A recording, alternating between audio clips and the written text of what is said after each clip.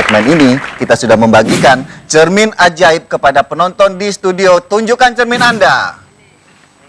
Teng-neng. Oke, ada 3 tanda yang harus Anda ketahui yang menunjukkan penuaan dini yang terjadi pada kulit Anda. Yang pertama adalah lihat pada mata Anda. Pada bagian pinggir atau sudut mata Anda, apakah ada kerutan? Ada dong, kerutan.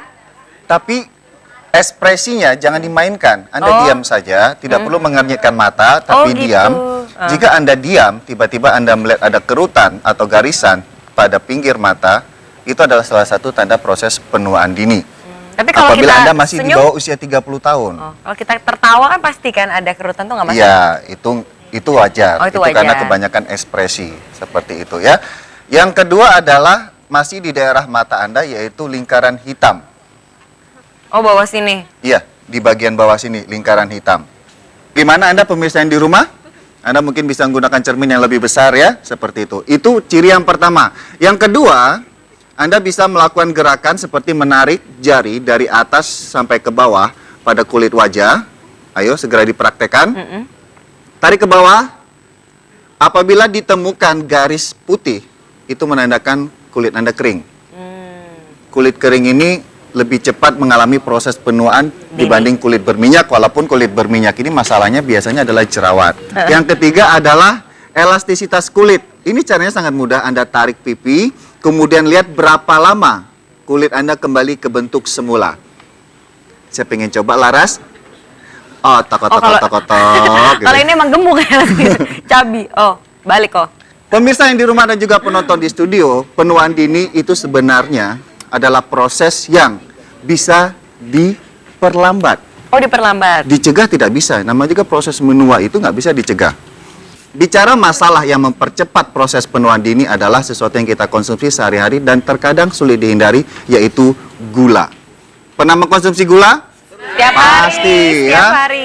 Oke, untuk Anda pemirsa di rumah dan penonton di studio, saya ingin tunjukkan bagaimana efek gula terhadap kulit Anda. Dan saya sudah ditemani oleh seorang ahli nutrisi, ya. Rizal, apa kabar? Halo, baik dok. Iya, Rizal, kenalkan ini Laras.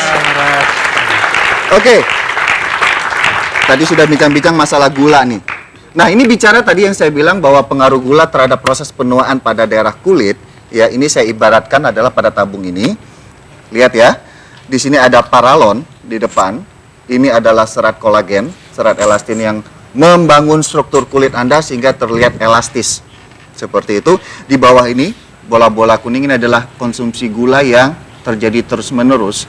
Sehingga posisi ini, ya, jadi ini bicaranya ini lapisan kulit atas nih. Anggap ini sarung tangan saya ini yang huruf G ini gula. Apabila ini terjadi terus-menerus, ya, dia akan menurunkan fungsi dari serat kolagen. Saya tarik ya, paralonnya. Ini terjadi bulanan misalnya seperti itu ya. Saya tarik lagi. Nah, kulit bagian atas yang awalnya rata, ini akan melendung ke dalam. Ya, seperti ini. Iya. Nah, inilah awal dari yang namanya kerutan. Oh, kerutan Jadi ya. kerut di usia yang tidak seharusnya. Ini bisa salah satu penyebabnya adalah konsumsi gula. Apa expert dari Rizal, dampak konsumsi gula yang berlebihan itu apa aja? Efek yang paling menakutkan sebenarnya dari gula adalah penyakit degeneratif sebenarnya.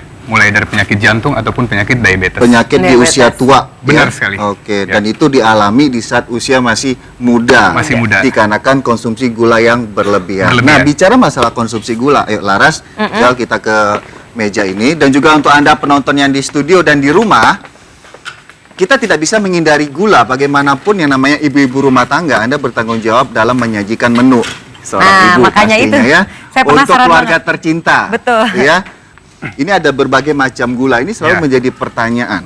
Ya. Yang paling bagus yang mana? Yang mana Ya, tuh? itu harus sering-sering. Nah, itu dia. Nah, banyak orang menyangka teman-teman saya pikirnya yang paling bagus adalah ini. Gula merah. Kalau kita lagi di kafe atau di mana Oke. biasa ada brown sugar, ada white sugar. Oh, iya, Oke, betul. iya benar. Tapi di dalam klasifikasi gula, brown sugar ini termasuk kadar gula 97%.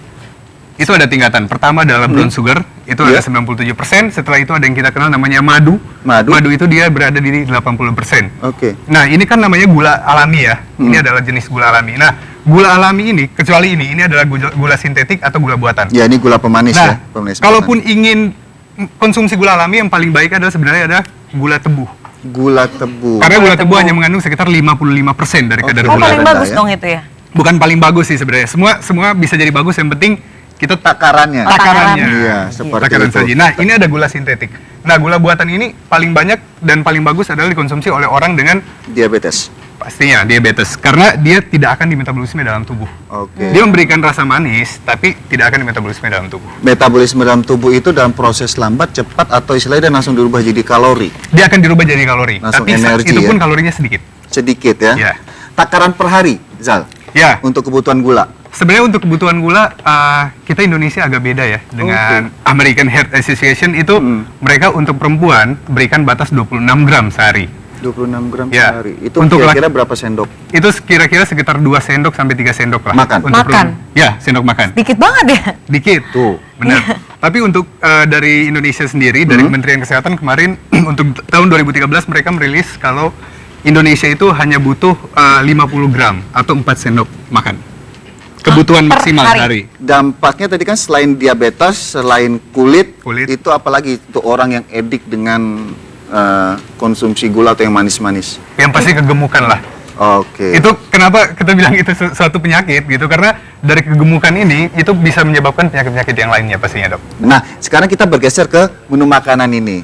Nah, saya tanya Laras, di antara beras putih, beras merah, senangnya apa belakangan ini? Aku sih memang selalu di rumah konsumsi beras merah pasti kalau makan. Sebenarnya itu ada benarnya. Ya, kenapa pilihan kita jatuh ke beras merah? Itu karena jenis karbohidratnya beda. Ya, ini simple, ini adalah karbohidrat kompleks. Kompleks, Artinya dia pelepasannya perlahan-lahan. Iya, lebih lama Jadi terasa kadar kenyang, gula, ya? kadar gula darah kita akan lebih terkontrol dan impactnya adalah rasa kenyang kita akan lebih lama.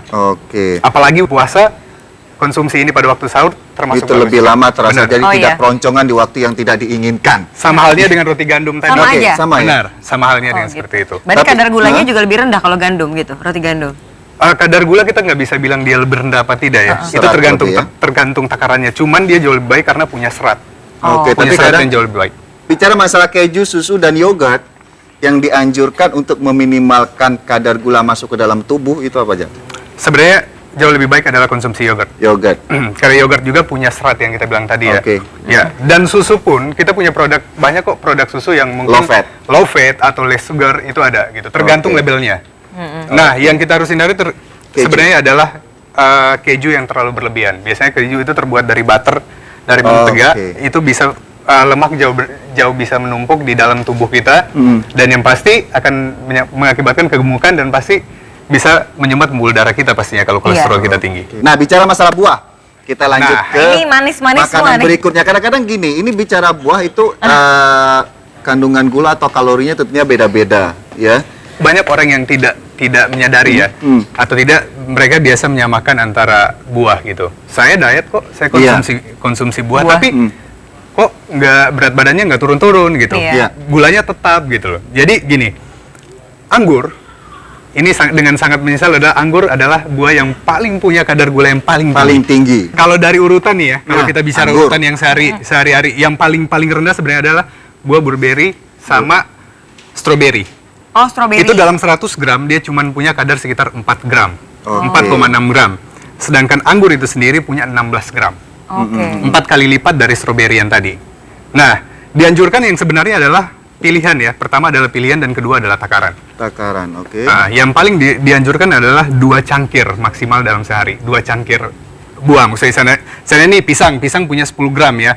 Pisang itu dipotong-potong jadi 2 cangkir. Itulah anjuran dari Itu mereka. maksimalnya ya untuk dikonsumsi. Apel, pir, Oke, apel berada di 10 gram.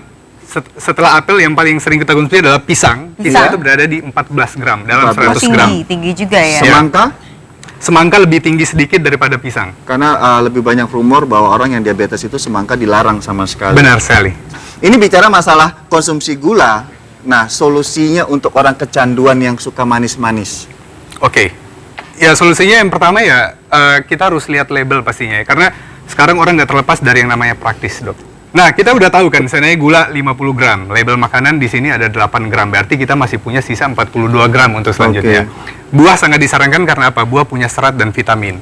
Ini bisa membantu terutama untuk orang yang lagi diet. Tapi yang seperti kita bilang tadi, itu buah juga harus ada batasannya. Intinya adalah menjaga batasan-batasan makanan tersebut. Oh, yang penting dalam dihitung. sehari 50 gram aja gitu ya, kita hitung. Harus agak rumit dikit lah sebenarnya. Agak capek sih ya, Agak dikit-dikit capek. nyatat dulu, oh ini Itu udah benar. berapa. Iya Karena gitu. ada istilah sehat itu mahal. Sebenarnya bukan mahal di price, ya, bukan di Bukan harga, mahal. tapi mahal di mana kita memanage diri untuk berani meluangkan waktu menghitung-hitung apa yang sudah masuk ke dalam Itu tubuh. benar Itu sekali. yang membuat itu mahal. Nah, itu tadi pemirsa pembicaraan kita mengenai dampak konsumsi gula berlebihan tidak hanya terhadap kulit Anda, tapi juga pada penyakit-penyakit degeneratif atau penyakit yang biasanya diderita oleh orang tua tapi terjadi pada usia yang tidak seharusnya.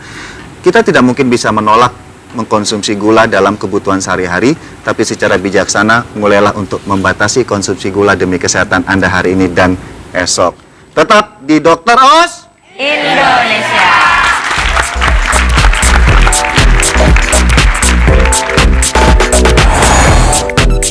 Benarkah suntik vitamin C bisa meningkatkan daya tahan tubuh dan mencerahkan Bahwa kulit? Vitamin C itu untuk lebih memutihkan. Itu yang keliru ya. Sebenarnya keliru ya. Keliru. Iya.